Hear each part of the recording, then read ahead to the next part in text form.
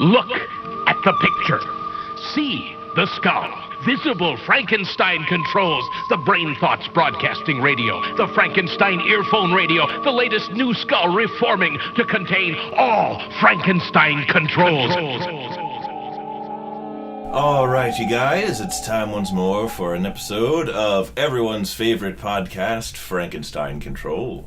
My favorite podcast is Best Friends. My favorite podcast is Judge John Hodgman. Not even this one. What's your favorite podcast, Ada? Ours. Oh, Liar. That's the only one I listen to. Oh. Actually, now that you've been... Wait, I listen to Sardonicast and the H3 podcast. Both of those are pretty good. Watch those instead of ours. No, don't. Please don't leave. you can watch them and ours. Watch At them the same time. Yeah, watch them at the same time. Yeah, they sync up like Pink Floyd's The Wall. I don't know, like, is it the Wizard of Oz that it's supposed to hook up with? Yeah. And it's Dark Side of the Moon. Dark Side of the Moon, that's what it is. I just referenced Pink Floyd's The Wall last time, so it is permanently my go-to Pink Floyd. Pink Floyd.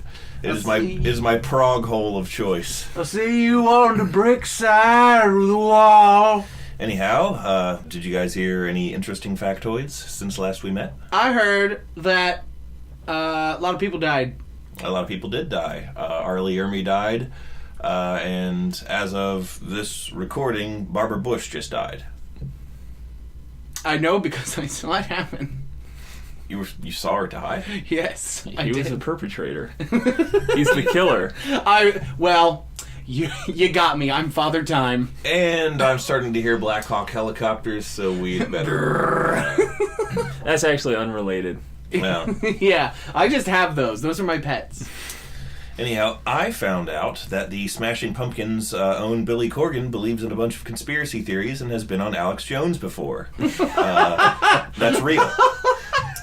Kind of explains Alex's rant I saw the other day. He said something to the effect of, first the frogs are all gay from chemtrails, and now the world is a vampire. And I just know that snowflake SJWs are going to complain about my use of that word and remind me that the Romanians prefer the term Dracula.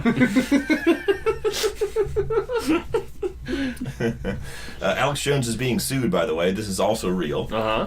Is it like this is real? Not like this is real, haha? No, this is real. Oh, okay. Alex Jones is being sued by the parents of some of the kids who died in the Sandy Hook mass shooting. Whoa. Because he claims that is a fake government cover-up, here henceforth known as a cover-up. Cover-up.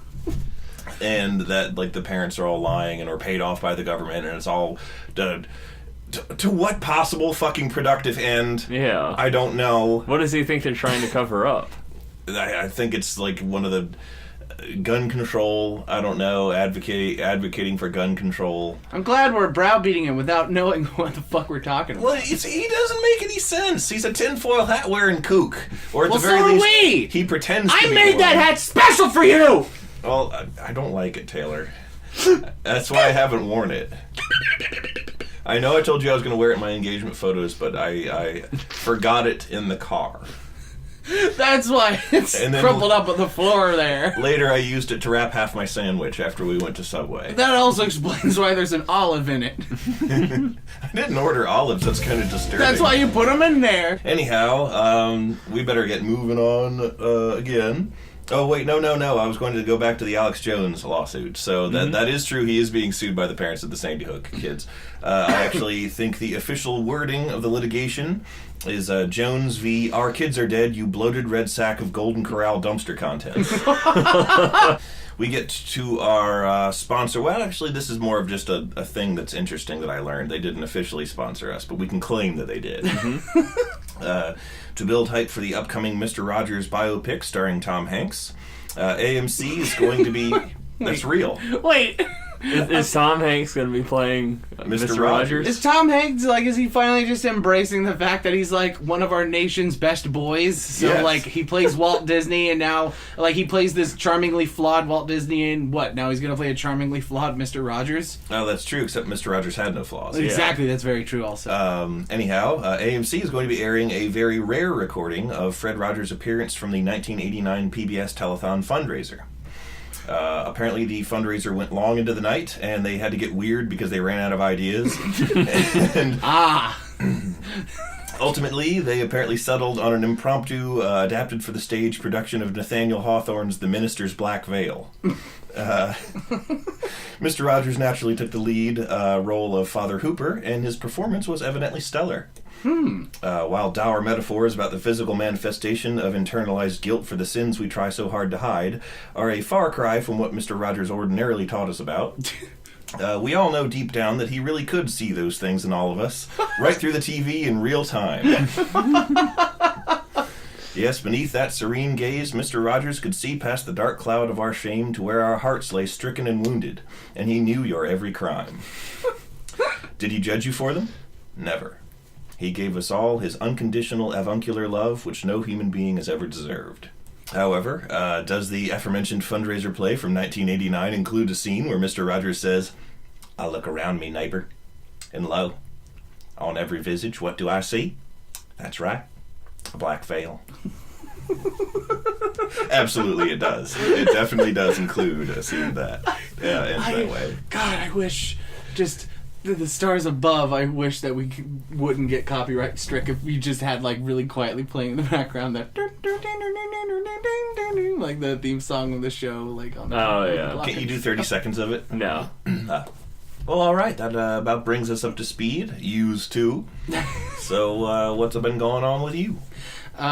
So you mentioned Golden Corral earlier, into the context of Alex Jones, which is hilarious. But I got a little factoid about my life I'd like to talk about. Mm-hmm. Didn't you work at Golden Corral? What? No. Oh, I'm still here instead of dead. You were the corral, I thought. No, I was the golden. The less said about that, the better. But. So our family calls the Golden Corral cholesterol seizure. And that's because... not sodium embolism? Well, I mean, that's half related. We were driving... Like, this was on a family trip to the movies, I think. We were with my aunt and uncle and dad and various cousins. And we all went to the movies, and we were like... we were driving to the movies, and we were early. So like, we should probably pick up dinner. And they're like, where do y'all want to go? And then my Aunt Kathy, who's awesome, she was like, I want to go to cholesterol seizure. And we're like, what? And she goes, look. And she points at the Golden Corral. And we all bust out laughing because all of us at once, it just clicks. Like, oh yeah, you will die if you go there. Mm-hmm. Have you guys ever been to a Golden Corral? Oh yes, many times. I went once when I was very, very young. With the British lady who raised me and her family. I recall having a good time because I was a kid and it was food I didn't have to pay for and it tasted good enough to please me, so I have no complaints. It's a lawless place. There are no rules in Golden Corral. Yeah, kind of. Like, it's a madhouse. If you give some people some sawed-off shotguns and some sheet plate, it just becomes Mad Max. But with a lot of fried chicken. You mean even more fried chicken than Mad Max had in it already? Yeah. I'm just imagining the end of the movie where he like screws off the end of the pipe that leads to the gas truck, and then like instead of sand falling out, it's just a bunch of chicken nuggets. And instead of him being all dour about it, he's like, "Fuck yeah!" There are people running around with spray butter cans, spraying it into their mouth, shouting, "Witness me." They're at the chocolate fountain. Mm-hmm. That's the scene where what's the fat man with the skull mask? Fat man with the skull mask. Immortan Joe. Oh, okay, yeah. Immortan Joe just like waves his hand, and from the giant faucets atop the cliffs just fly the chocolate fountain chocolate all over the people. God, that would be very sticky. It's the desert. Yeah, that'd be horrible, and everyone would die. Where does he get that much cocoa? Guess what? It's not chocolate. I hear that if you go to a Golden Corral on a full moon, Jeff Foxworthy will be there. And he turns into a werewolf. A werewolf turns into Jeff Foxworthy. A werewolf is otherwise like behaving appropriately and is just standing in line for, the buffet like everyone else. Oh, excuse me, can I get that? Oh, yeah, sorry. He sees with, convulsions, and everyone looks on in shocked awe, and then, someone tries to figure out if they should call 911. What's wrong with this werewolf? Yeah. He drops to his knees in evident agony, and then His hair recedes, his claws recede. His suit rips anyway. His disintegrated legs shrink into khakis. Yeah. He animorphs into Jeff Foxworthy. And he's like, "You might be redneck," and everyone's like, "Ah! Ah!" No, screaming in panic. That's just the act that Jeff Foxworthy puts on. A wild Jeff Foxworthy is actually a lot more like an actual wolf. Yeah. So it's just Jeff Foxworthy naked, running around on all fours, attacking people with his mouth, biting people, howling at the moon. You really shouldn't feed a wild Jeff Foxworthy because that gets him used to human scent. Exactly. And they can, they'll keep coming around and eventually they'll be getting into people's garbage and it becomes a public, not only a public nuisance, but a public danger both for the Jeff Foxworthy and to the community at large. A friend of my godmother, she was in her backyard and she had her toddler playing around and a Jeff Foxworthy approached the child and it was really scary for a minute there. They thought he was going to eat it. Yeah. They're getting too familiar. At least they can't carry rabies. Yeah, their body temperature's too low. They can't carry rabies. And they eat ticks, so that's nice. It's good to have them in the environment. You just don't want them active with humans. Yeah, they're good to have around, just not good to have around those Foxworthies. Yes. Yeah. There was a program that I know our neighborhood was doing for a while where they would catch Jeff Foxworthies and neuter them before releasing them back into the nearby woods. We don't want an overpopulation of Jeff Foxworthies. We don't need all these feral Foxworthies. Mm-hmm. They're going to starve. I mean, it's just a cruel way for them to go. They don't deserve that.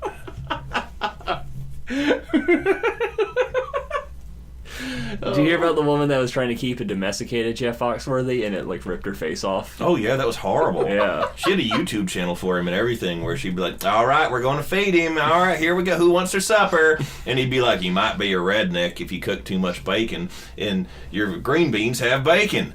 And she was like, "That's right." And then she'd feed him, and then it was cute for a while, and I'm worried that it encouraged other people to do the same. Although maybe once what happened to her is more known about. Did you ever see that video of those what I assume to be princes in Dubai, and they have a whole floor of a hotel rented out, and then they just got this feral Foxworthy running around and kind of attacking them, and they're all just laughing.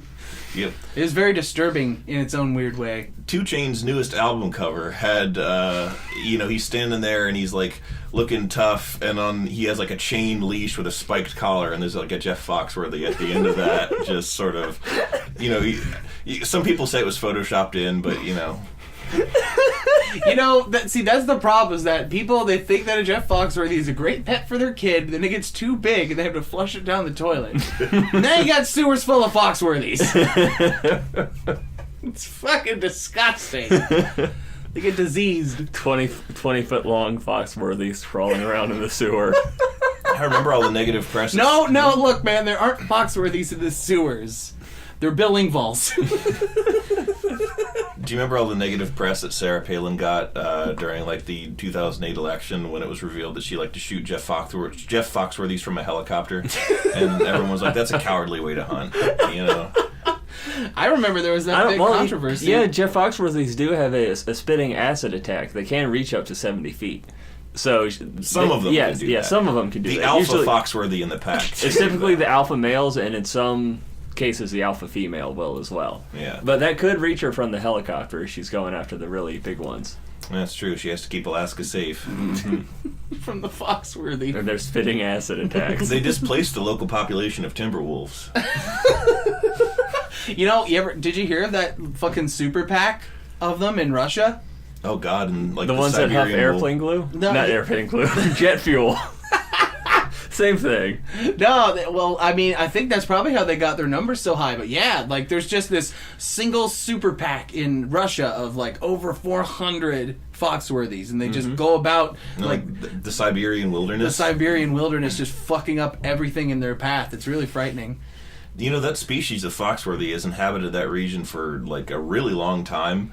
In photographs of the Tunguska effect, the aftermath, you see all the blown trees and the shocked, I think they were Soviets at the time, investigators just looking very confused and befuddled as to what could have possibly caused such a strange phenomenon. And you can see the withered bones of Foxworthies just baked into the earth where they fell. That doesn't surprise me, just because in Colorado, one of the oldest living things in the world is this Foxworthy root system that extends up to 10 acres in every direction, and it's over 80,000 years old. An old Foxworthy tree. I actually heard that... That's the elder Foxworthy that all the others emerge from. Every 30 years, a new one is born with the cry of redneck. Up in sort of near the Alps, I think it was in Switzerland, actually. I know that some paleontologists found in the remains of what was... Sarah paleontologists? Sarah paleontologists. Thank you for that. We would have missed that otherwise, too. That was very good. But Sarah paleontologists found in what used to be a glacier up there the frozen remains of a Jeff Foxworthy from probably about... like maybe 10,000 BC. Oh, I heard of that. They were able to extract some DNA from it, right? I think they're going to try and clone it using an ovary from a modern Foxworthy. The ancient ones had 3-foot-long tusks, right? Those were the prehistoric dire Jeff Foxworthy. Oh, okay. They grew to 3 times the size. The age of super mammals.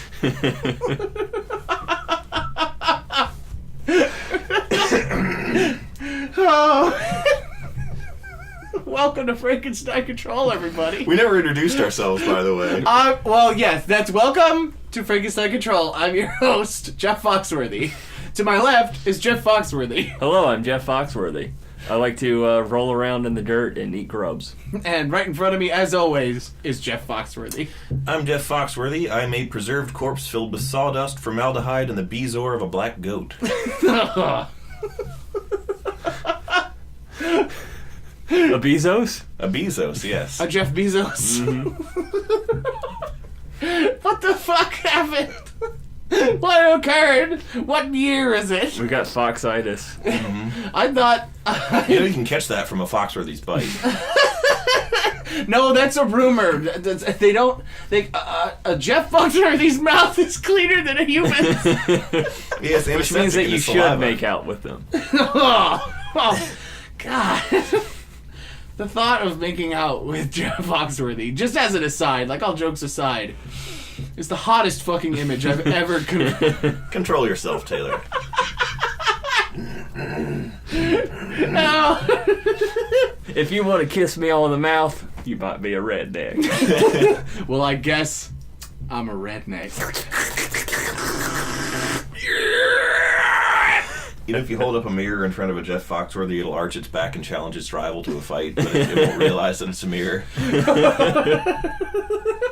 You know, I looked in the mirror this morning, and there's Jeff Foxworthy. It makes sense, because he was in my bathroom. Jeff Dunhams, on the other hand, don't appear in mirrors. You can't see their reflection. Because they're undead. Yeah. Unholy creatures. Yep. But blameless. All right, enough of this Western animalistic nonsense. Time for more Western animalistic nonsense. Oh, good. It's time for, so Lissa and I, we moved recently, and we were uncovering, more and more of our stuff from storage.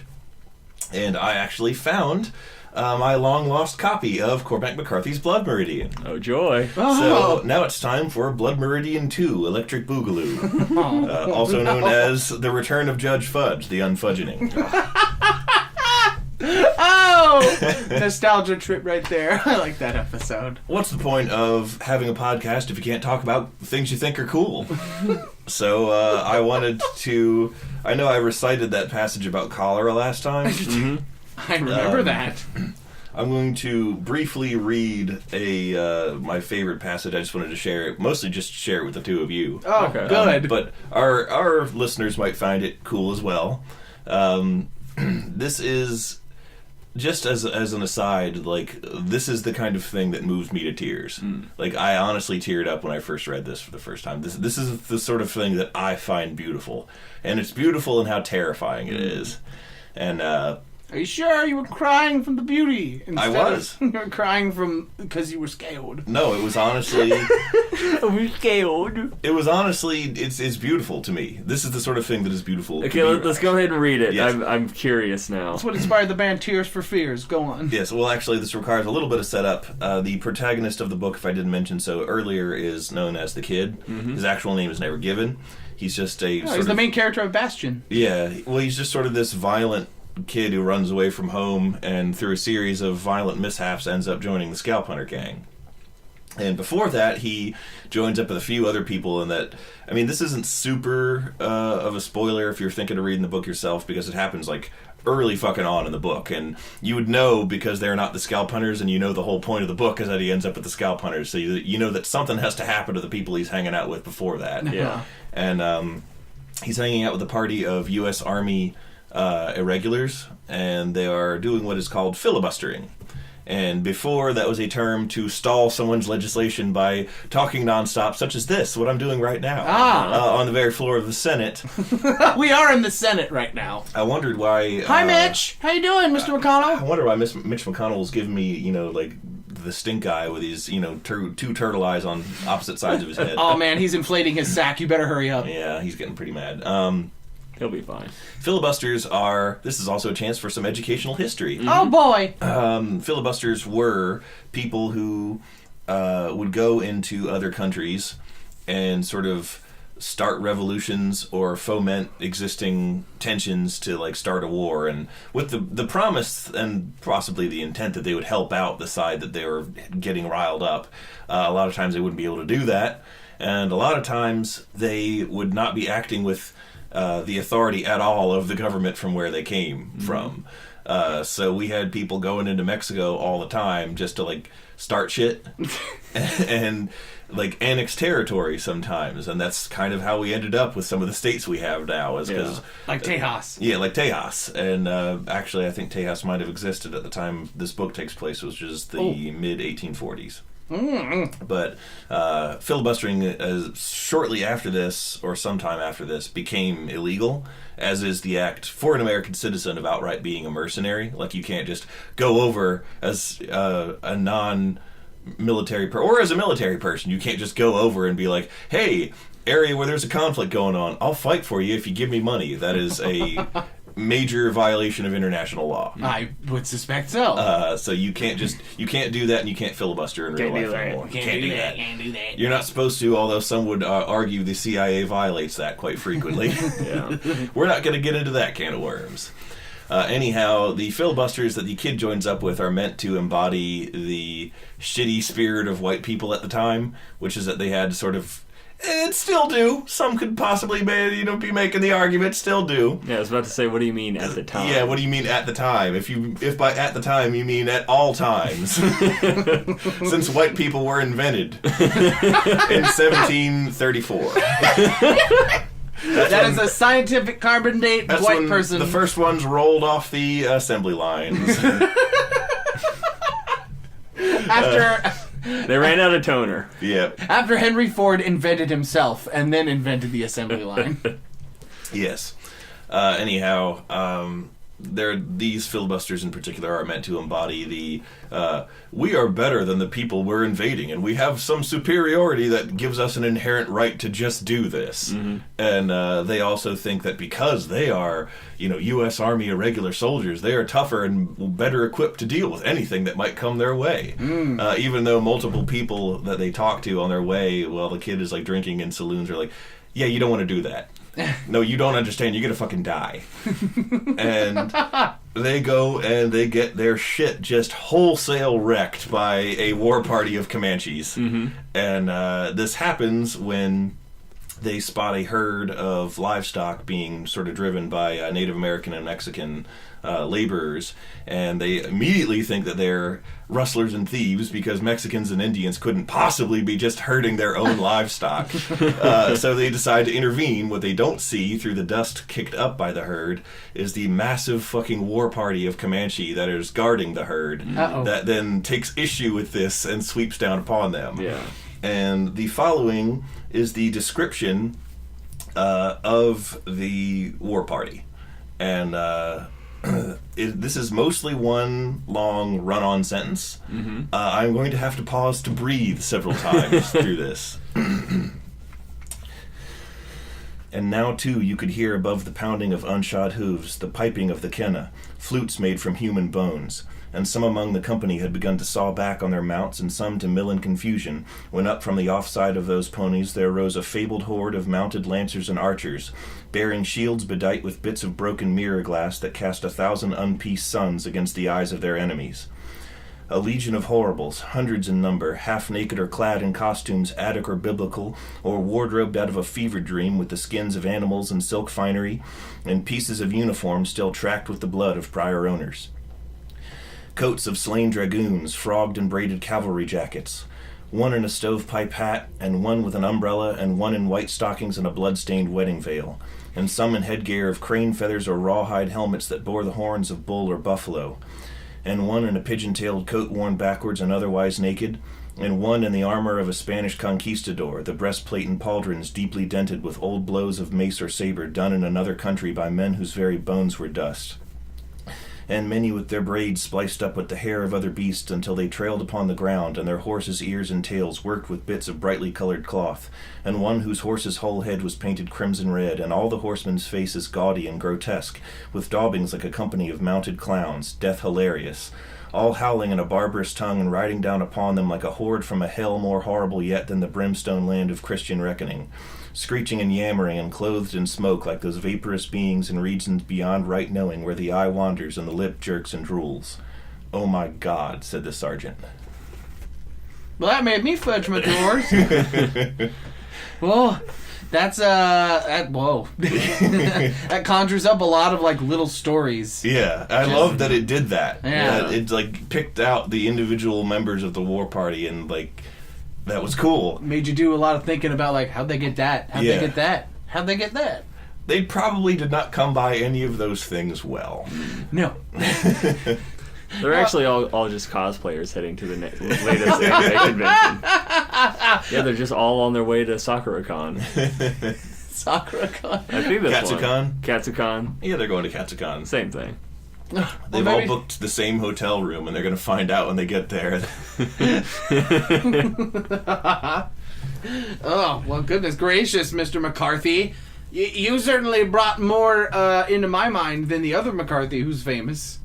Who's that? Jenna McCarthy.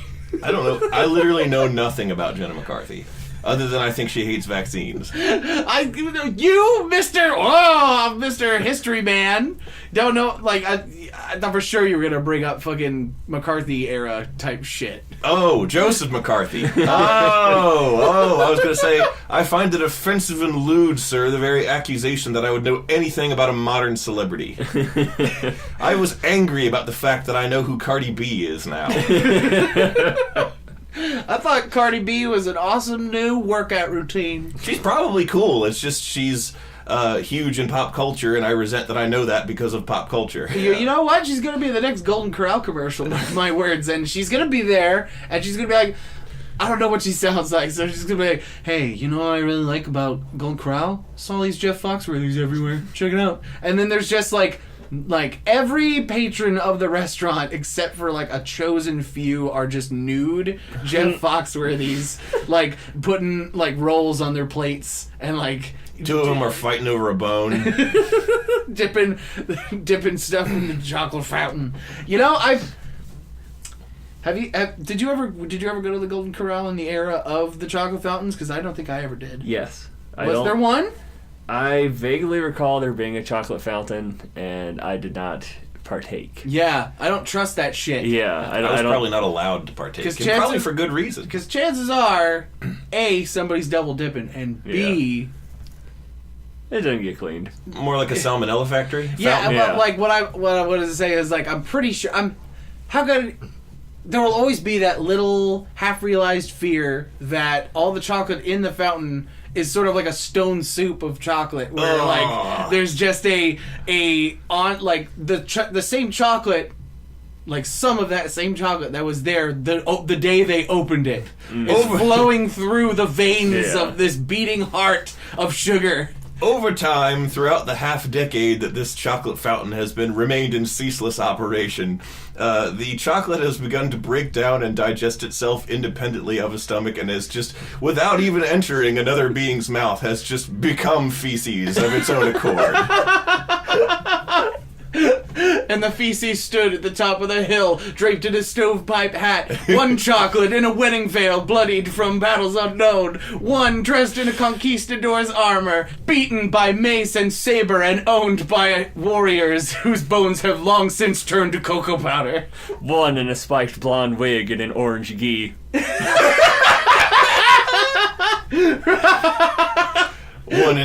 One in bad homestuck gray paint, modeled in the sun. Oh my God! One horneted gray. One that was literally Andrew Hussey. Now I'm just imagining Andrew Hussey taking a bath in the chocolate fountain, and that's a reason to actually eat the chocolate in the fountain, to be perfectly honest. One was a rude Tim Buckley who didn't want to be there and was underwhelmed by the lack of people who showed up to his panel. He said that chocolate fountain a picture of his member. Ironically wearing a Lost t-shirt. Yeah, nobody shows up to his panel. He sits back and huffs. Well, it's their loss. Oh! Miscarriage. This episode is a miscarriage. You know, I miss my carriage. The one when I was but a boy. We would rest at... Oh, they also find a carriage full of dead people in this while they're riding through the desert. Fun. Yep. Oh, it's a carriage full of dead people here at the control. It's a fun time. You're gonna roll on the floor laughing. It's gonna be us. We're gonna ride into the desert and kill ourselves. We'll ride through the desert on a horse named Foxworthies. This was episode Nonsense Factory time. Cormac McCarthy! Hey! Side effects of Frankenstein control may include blood meridian, or the evening of redness in the west, if you know what I mean. Now even you know I am a menace. I hand you the secrets to save the entire human race and the entire universe.